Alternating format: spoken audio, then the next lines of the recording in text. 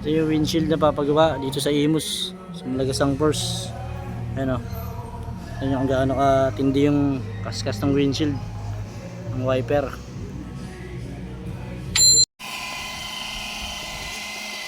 Kaya na nabawas oh. Ha. Yung madugo lang talaga siya. Pero mas may matitira dyan ha. Hibla-hibla na lang ka rin. Hindi na naman ganun ka. Hindi nakita oh.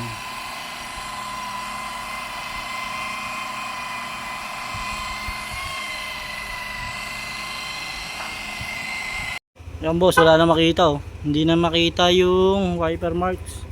Sobrang linis na ng salamin mo. Uy, may dadaan pa naman. Sobrang pintab oh. Ano siya ro? Ayos na yan oh. Boss, ano sasabi mo? Okay, satisfy boss. Oo. Para malaman ni ano yung nagpagawa. Si ano pangalanan? Ano pangalanan sir? Wala yung mga si Joseph. Oh, Joseph. Wala yung mga ano. Balik na dito ni Ron, bay. Ha? Inibalik na dito. Gustong tanggalin. Namumuti, wala na. Tangkita na. Ito sinervisa namin to sa Imus, sa Malagasang Verse dito sa ano, Imus Cavite. Yan oh. Ford Fiesta. Tapos talagang sobrang lala nung ano niya, yung wiper marks niya.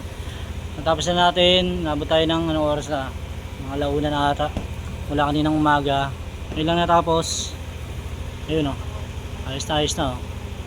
Pati kapitbahay, sabi mukhang bago yung salamin. Kaya kung gusto nyo magpabook sa amin, punta lang kayo sa Facebook page namin at sa aming YouTube channel, J Pro Auto Works. Kita-kita tayo sa susunod na episode.